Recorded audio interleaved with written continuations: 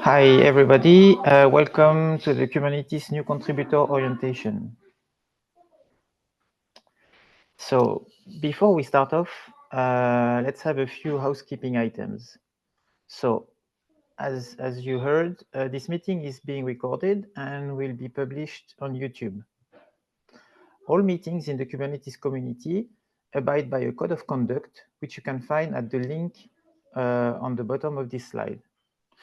It basically sums up to please be respectful of the speakers and your fellow attendees, and generally be excellent to each other.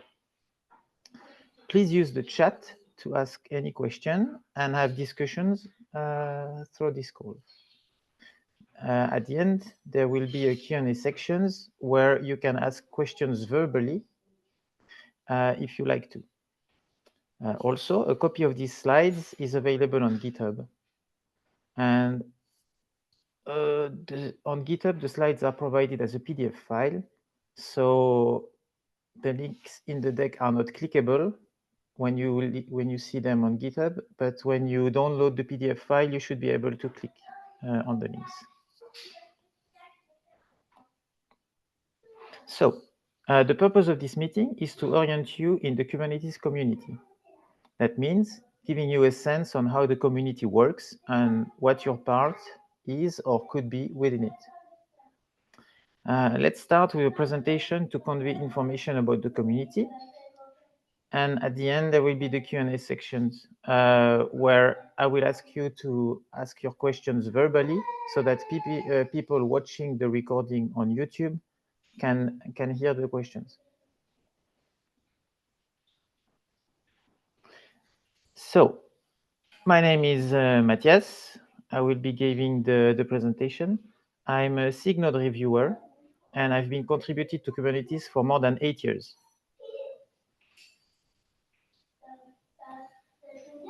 Okay, let's start. So the Kubernetes community is a very big group of people who work together to create and maintain the Kubernetes project. There are some numbers to give you a sense on how big the community is. We track data about our contributors via GitHub and a few other contributor tools, and we collect them with a tool called DevStats. This is basically a big database of information about Kubernetes contributions, and everybody is welcome to explore it. So as of November last year, we had 94,000 contributors that pushed over 4 million contributions. And all these contributions were reviewed by almost 8,000 people with reviewer privileges. So you will discover what a contribution means and who a reviewer is later in this presentation. Now, before we dive deeper into the community, some of you may be unfamiliar with what Kubernetes is and what it does. So Kubernetes is an open source container orchestration tool. Open source means that it's made by people around the world, some of whom are paid to work on it, but many of them are volunteers, like me. And the code of Kubernetes software is publicly available under an open source license that describes who, when, and how the software and its source code can be used. And the cool thing is that Kubernetes is orchestrating containers. So let's see what this means. So businesses have many applications they need to run. For example, there can be a payroll application, a logistics application, or a company website. These applications need to run somewhere. So usually businesses have a lot of computers to run these applications. So Kubernetes enables businesses to say, hey, Kubernetes, here are the computers I have, and here is the app I need to run. And you can describe various levels of detail about how this application needs to run, or the hardware that it might need, and Kubernetes will run it on a machine for you. It also provides some handy functionality for managing the application while it's running. For example, it can provide some help for the process of updating the application to a new version. Exactly how it does all this magic is what Kubernetes contributors work to maintain and improve every day. Let's learn more about how contributors build Kubernetes by exploring our community's structure. Kubernetes is an open source project within the Cloud Native Computing Foundation. The CNCF is a non-profit organization with the state mission to make cloud native ubiquitous. So to that end, they support many open source projects that enable companies to run applications in the cloud. The CNCF provides a variety of guidance and support to its projects, including legal support, code of conduct, help with logos, copyright, and more. So the pyramid below the CNCF represents the structure of the Kubernetes community. At the top, interfacing the most with the CNCF and presiding over various topics that affect the entire community and project is the steering committee. This is a body of 7 members who are elected by Kubernetes org members. And actually, we are in the process of voting for 3 members, I think. So let's see what means being member of the organization shortly. With a project so large, there are many different concepts within the project that need unique skills and knowledge. For example, the way the Kubernetes node, where workloads are run, or what they do is one area of expertise. Meanwhile, the challenge of writing and maintaining the Kubernetes docs needs folks with different expertise. People who work on specific areas of the project gather together in what are called special interest groups, or SIGs. These break up the work of building and maintaining the Kubernetes project into more sensible chunks. Sometimes, however, there are big areas that need attention that are both very significant and cross across SIGs. Sometimes these are split out in what we call working groups. A working group is generally temporary, created to address a specific issue and then meant to disappear as a focus group once that topic is sufficiently addressed by the SIG work. A defining characteristic of work groups is that they generally don't own any code or feature, at least not in the long term. Work groups work either is or will be owned by one or more SIGs by the time the work group dissolves. Or sometimes the work group also becomes a SIG, which happens sometimes.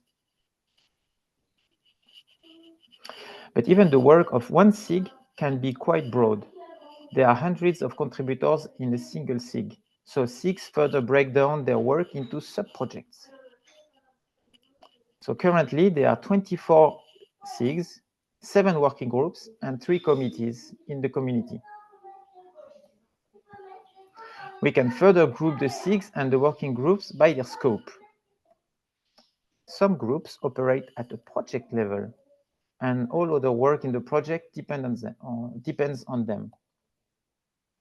Some groups work at the horizontal level, meaning that they have technical focus that is both deep and broad, and they own core functionality from a project architecture perspective.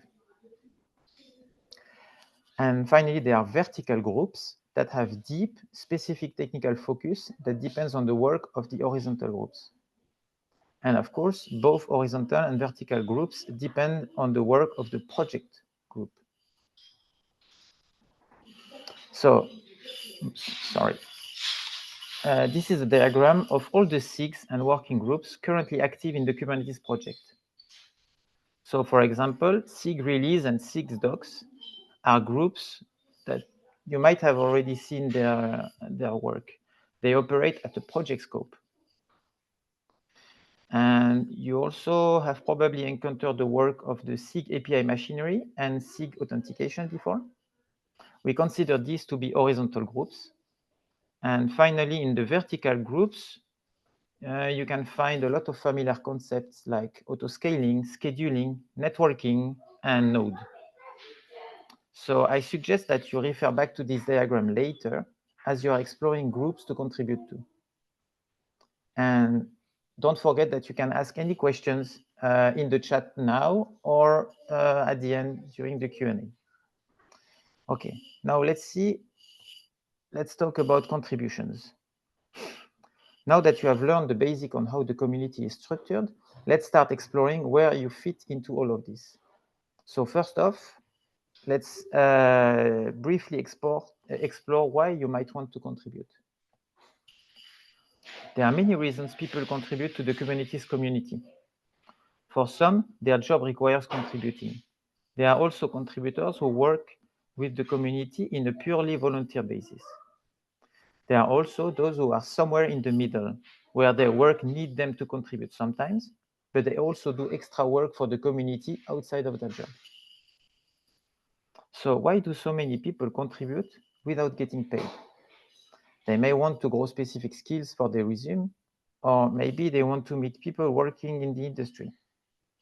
Maybe they just think the technology is cool and they want to dive deep and help build it. Or sometimes folks just like being part of a community of people all working towards similar goals.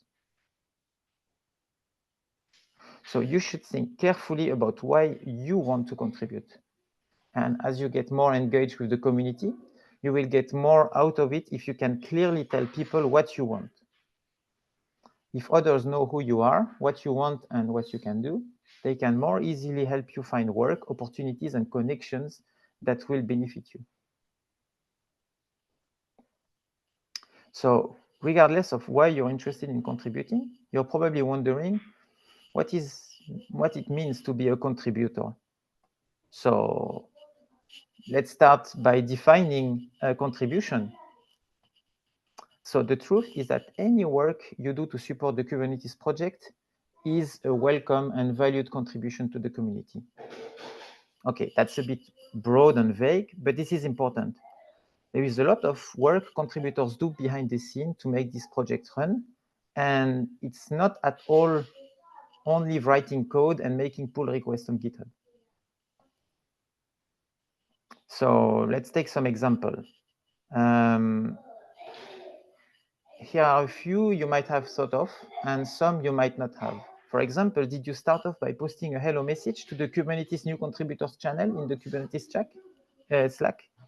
So this is a contribution. Or if you ever commented on an issue or a proposal for a new feature, this is also a contribution. Or even just like watching or attending this meeting right now is also a contribution. So as a community, we try our best to acknowledge and appreciate contributions to the community in many forms. But if so many vague and varied things can count as a contribution, then what does it mean to be a contributor? So we have created what we call the contributor ladder. So there are various levels of being contributor. So before we talked about contributors and reviewers. So let's see what it means. So starting at the bottom, anyone can be a contributor. If you do any of the things that we mentioned previously and more, you are already a contributor. So if you contribute to the community in any way, you might be what we call a non-member contributor. It means that you pop into the community, contribute, likely in small and disconnected ways. But if you want to get involved with the community, you might want to go for org membership. So what does it mean? An org member refers to a member of the Kubernetes organization on GitHub. So being an org member gives you higher privileges to interact with the tools that we use to do our work, like the Pro bot in GitHub to help us apply labels and configure issues using GitHub commands. Having org membership is a sign that you are an active, engaged contributor who intends to contribute in more distributed ways within the community. You are not just picking up a single issue or asking a one-off questions. You are probably developing expertise in certain area of the project, and you might be contributing to one or more sub-projects or SIGs in consistent, measurable way. So if you are ready to become a Kubernetes org member, then you should have like some contributors who work with you regularly and are familiar to your work, because they will vouch for you as sponsors to request your membership. Now, beyond becoming an org member, there are increasing levels of trust, ownership, and responsibility that you could choose to pursue. Once you've been engaged in an area for a while, you might have enough knowledge to help review contributions or pull requests from other people. Eventually, you might be trusted enough to have the final say on whether some code is merged or a contribution is accepted and displayed, like on the Kubernetes.io website. Then you are an approver. If you become a strong expert in specific areas, who is highly trusted and regarded for your expertise, you might take on new responsibilities. You might become the person others come with questions and might lead triage sessions or other work for the area. At that point, you might be a sub-project owner. And if you are an expert who starts leading things in that area, you might also take on responsibilities for various resources within that area and how they relate to other parts of the project. For example, you might take responsibility for the README file defining a whole sub-project, which is where people will go to learn about it. And you might become the contact person who triage requests from other parts of the project. So at that point, you might become a sub-project lead. And finally, if you are leading the whole sub-project, you are probably interacting and collaborating with leads from other sub-projects, and you are probably developing a pretty strong sense of the mission, objectives, and ongoing work of the SIG as a whole. So you might become a chair or a tech lead for the entire SIG. Okay, if you remember the pyramid diagram that we had earlier, you might wonder if becoming a member of the steering committee would be the next logical step. But as I mentioned before, the steering committee is an elected position. So you can actually run for steering at any point past the org membership, but you are more likely to get elected the better other contributors know you and your work. So this ladder might seem the only true path in contribution, but I want to remind you that there is no single path for your contributor journey. Most contributors end up contributing in multiple areas of the project. Some people even develop ownership in different SIGs at the same time. Just because you are learning and contributing in one SIG doesn't mean that you can't check out another. So remember, most contributors are at least partially volunteers. Almost everyone contributing is doing it because they love it. So look around, find what you love, and just do it. Okay, now you know the basics on how the community is structured and how you might fit into it.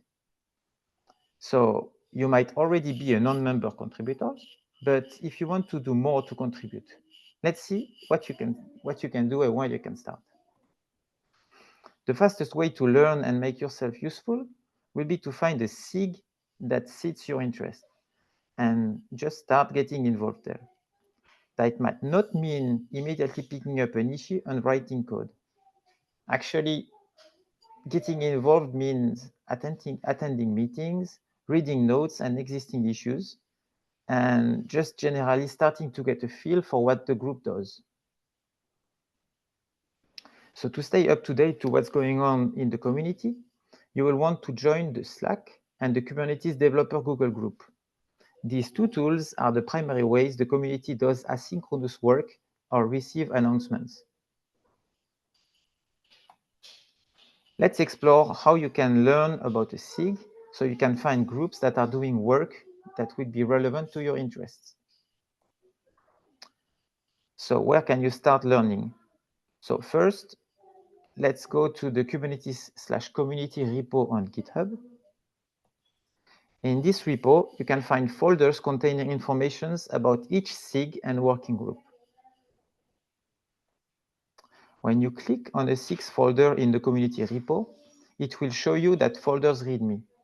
At the top of this file, you will find a brief summary about what this SIG focus area is, and likely a link to their more detailed team charter. This will give you a broad, high-level idea about what the SIG does. Below the summary of the group, you will find information about the different meetings of the group. Attending those meetings is often a great way to learn about who is in the group, what they are working on, and how they do their work. So attending meetings is a great way to start getting to know the group of people you are interested in working with, and for them to get to know you. You will also find information about the SIG's leadership. Most SIGs have both a concept of chairs and technical leads. These leaders are at the same level of trust and responsibility, but they own different types of tasks for supporting the SIG. For example, chairs tend to do more project management work for the SIG, while the tech leads tend to do more architectural leadership, like managing repos and certain kinds of technical decisions or processes. Well, each SIG defines what those roles mean, and each leader will be a little different. You will also find contact information for the SIG. Most SIGs in Kubernetes do a lot of work asynchronously. So you should check that channel in the Kubernetes Slack. And you can join this, the Kubernetes Slack by visiting slack.k8s.io. Each SIG also has a mailing list. Important announcements for all contributors to a SIG will go out to the mailing list. The mailing list will also be invited to all SIG meetings via Google Calendar. You will also find information about where to find issues and PRs relating to that SIG, and other information like the GitHub teams that are part of that SIG. Also, every contributor should join the Kubernetes Dev Google group, also known as KDev. This mailing list is the primary communication channel for important contributor information. Checking out each SIG's folder will show you lots of information about that specific SIG. But what if you want to find information about all the SIG meetings? Well, the community has a contributor website at k8s.dev. And on this website, there is a page with information about all the public community meetings. So go to k8s.dev/calendar to see a list of all the meetings. And clicking on one will bring you a new window to add the meeting to your calendar. This can be a great way to get a sense of which group meet at times that may work for you. So unfortunately, most of the meetings are in the time zone for US. So depending on where you live, it can be quite late in the evening or during the night. I think especially for people in India. But some meetings have EMEA-friendly meetings, and also they also can switch between those. So I know some SIGs that have like meetings in America time and the next week in European time, and they just switch between them. So now you know how the community is structured, where you could fit in, and how to start learning more. You might also want to find if there is any actively open work you could pick up and become part of. So regularly, we check out to the SIG leads to ask them to share any current opportunities. So on this slide, you can see evergreen opportunities. These are opportunities to work that are basically always available.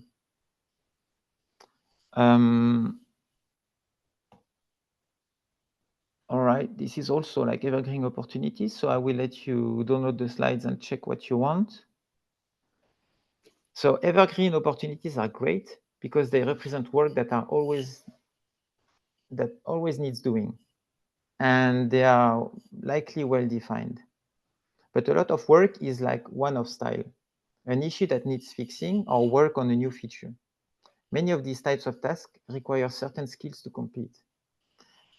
You might see an open request that requires a skill you want to develop and think, yeah, maybe I should pick up that task to learn.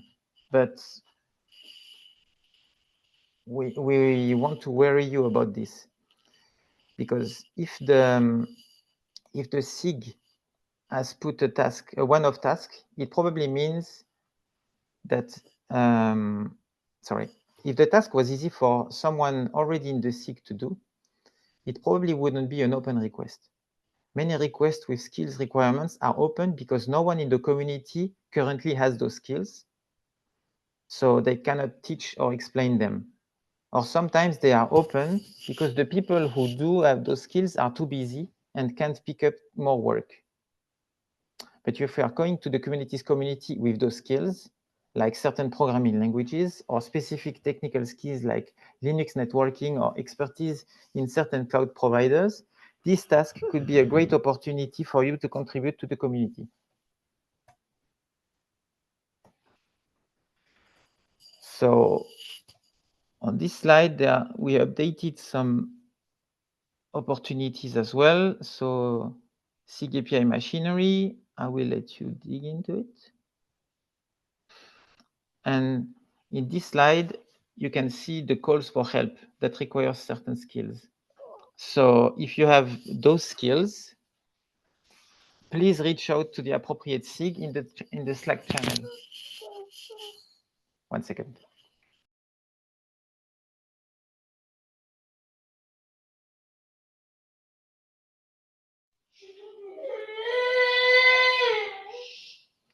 So, okay, there are other opportunities here for SIG docs and SIG testing,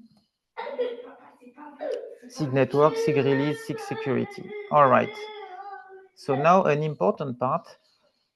I will explain you one of the most common pitfall in the community. It's called the good first issue trap. So the scenario goes something like this. You are a new prospective contributor and you are excited to make your mark in the community. So you find an issue with the good first issue label on GitHub and you think, oh, great, I will claim this issue, write some code and have contributed to Kubernetes. So let's back up a step. Once you pick that good first issue, how are you going to complete it? I mentioned earlier that the Kubernetes community uses tools like the Pro bot to manage issues. Are you familiar with the bot? It's fine if you are not. Maybe you will just start writing code. And those reviewers, approvers, and owners we mentioned will appear to make sure that the issue has the right labels and stuff on it. So once you have written your code, you will also need to get their attention to review your PR. So if you remember, there is a lot more contributors than there are reviewers. So when you make your PR, reviewers and approvers will be automatically assigned by Pro. But what if there are issues with your code? You might need to go back and forth with the reviewer on GitHub. So you should be comfortable using comments and pull requests to see the work to completion. Also, most good first issue can get picked up by new non-member contributors, and they never make to completion. The code never gets checked in, and then the community has some stale issues and PR sitting around for work that was really needed to get done. But like most of the people ended up abandoning the contribution halfway. So you should avoid getting stuck in this trap by joining a SIG and sticking with it, and attending the meetings and making sure that the people that are supposed to review your work know you and know that you are okay to make those changes and to follow up until the code has been merged. Okay, this was a lot of information today. And this was just the orientation meeting.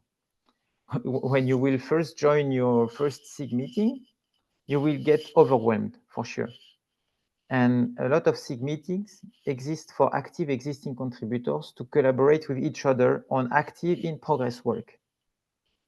So, which means that when you join as a new contributor, you will learn faster by joining these meetings, but you might feel left out and lost in your first few times. So don't be afraid to ask questions by speaking up during the meeting or asking in the chat, and asking the SIG or the sub-project Slack later after the meeting if you didn't understand everything.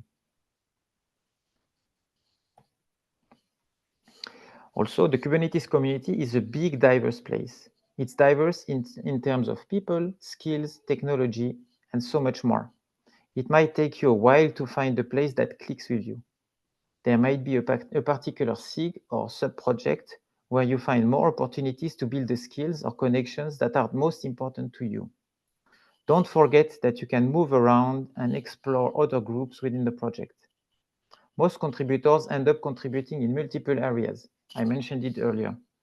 And many find a particular area that they dive deep on. No two contributors have the same journey, so you will need to explore to find the best places for you. And regardless of which area you explore, we need your help, and we are glad you're here. So we covered a lot today. Getting started in the Kubernetes community means learning a lot of basic tools, processes, structures, and more. So here is a recap of all the links, and I suggest that you come back and you refer to them often as you grow into your new contributor role. Okay, now is the chance to ask me some questions. So what else would you like to know about contribution?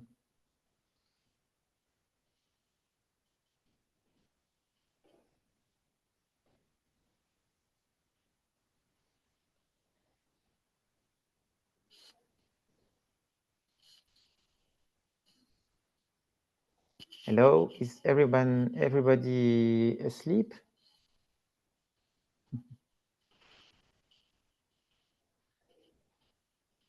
No question. Thank you, Vincent.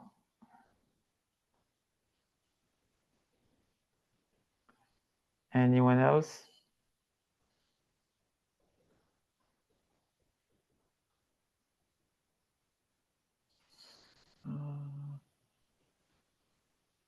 Okay, I see there is a hand by Mohammed.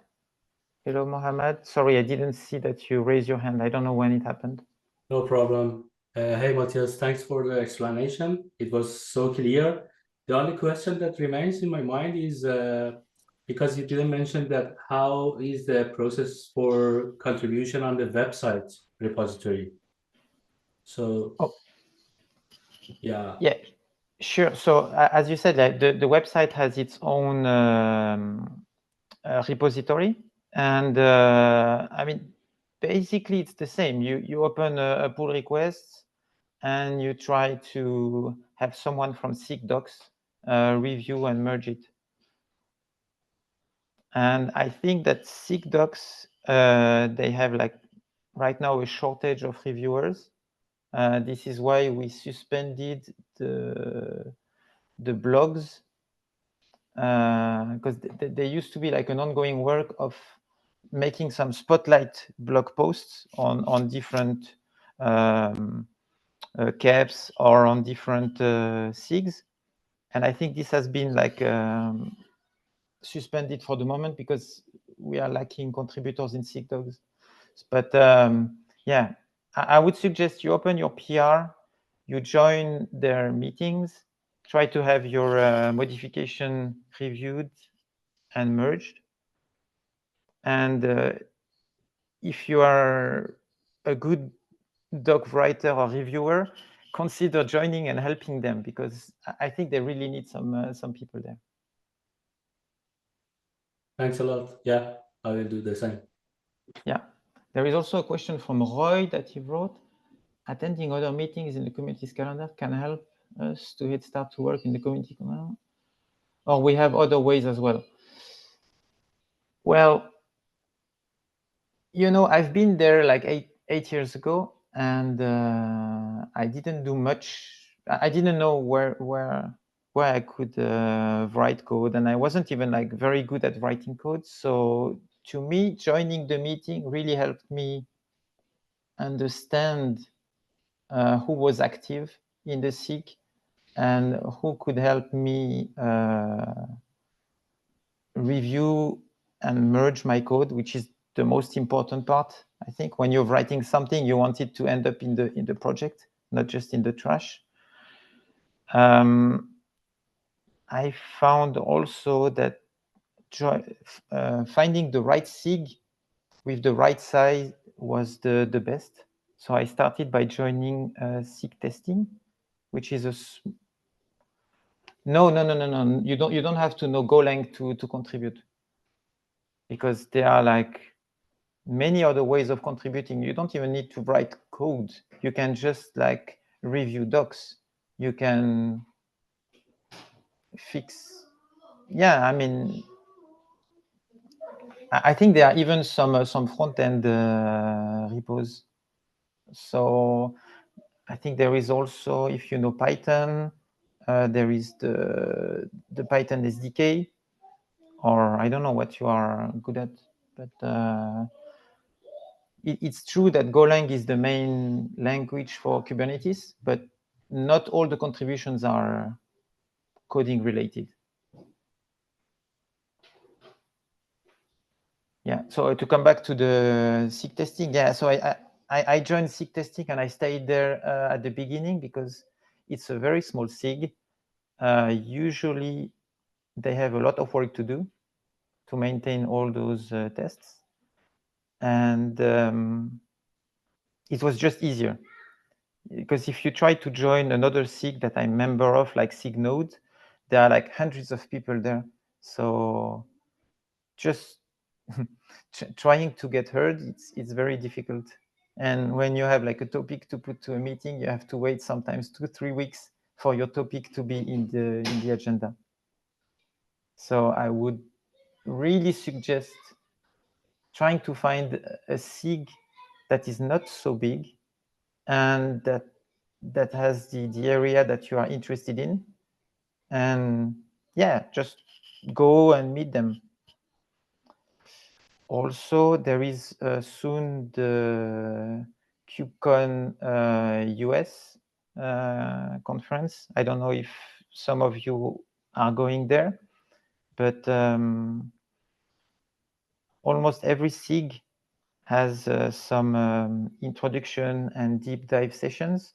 So you can go there, or you can even watch the recording on YouTube of those meetings. And they usually explain what will be the work of the SIG during the next few months and what they expect from people who want to contribute. So this is also a good way of trying to pick your SIG.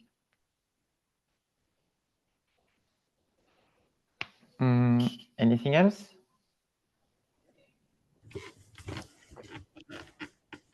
Hi Matis, this is Shruti. I recently started out learning Kubernetes. Currently, I'm at a stage of like the architectural level and the use case of Kubernetes, everything, the containerization, all those concepts that I understood. Like, is this necessary to get into the level of CK or CKAD in order to contribute to the project at the code level? It's usually better to at least understand what Kubernetes is doing, but it depends, right? For example, if you are contributing only to the CLI, maybe you don't need to understand the architecture of Kubernetes, because the CLI is just a way of calling the APIs. But I mean, it's usually better to understand what it's doing. But it's also a good way of learning. So like in your case, while you are learning how Kubernetes works, you can also try to contribute to SIG testing and fix some flaky or failing tests, because those end-to-end tests usually they rely on some mechanism of Kubernetes, like orchestrating or like fault tolerance, and by understanding how the test is written to fix it can help you understand the different concepts of Kubernetes. So maybe it's also a good way to do it. Okay. The SIG is SIG testing, right?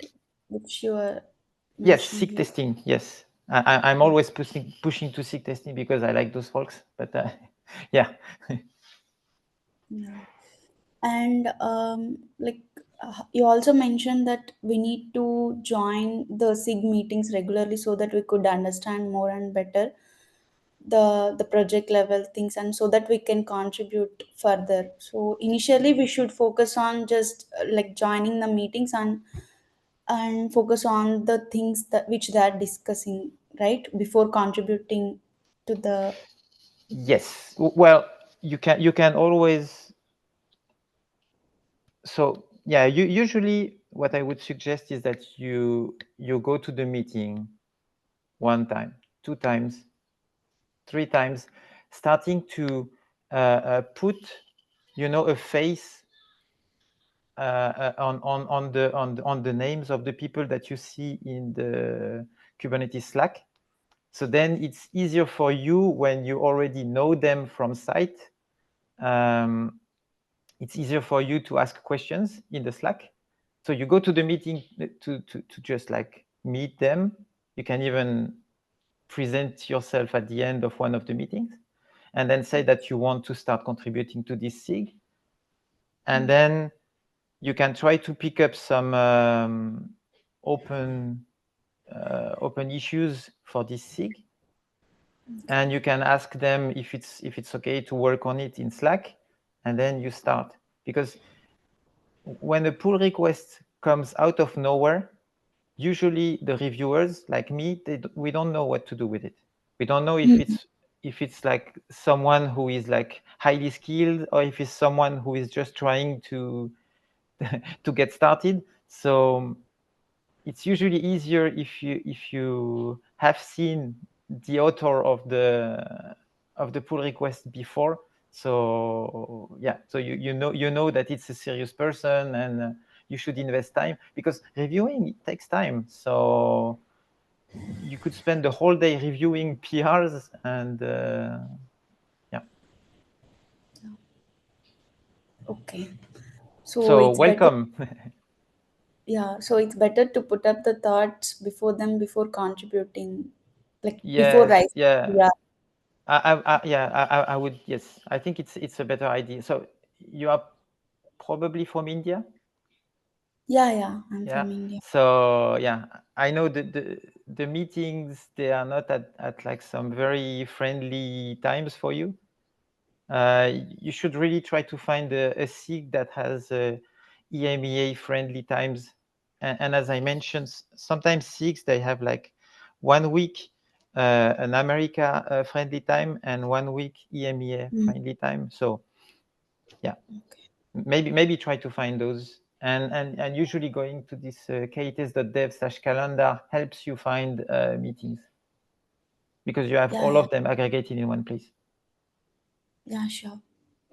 Yeah. Thanks, Matthias, for your Thanks. suggestion. Yeah.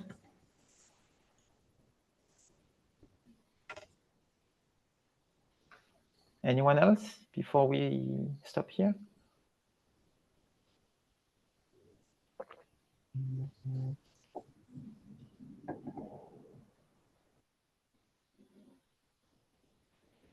Okay, last chance.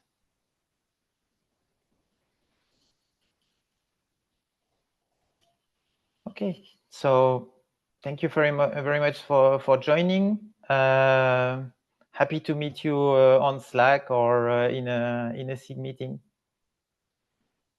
Have a good end of the day. Bye bye.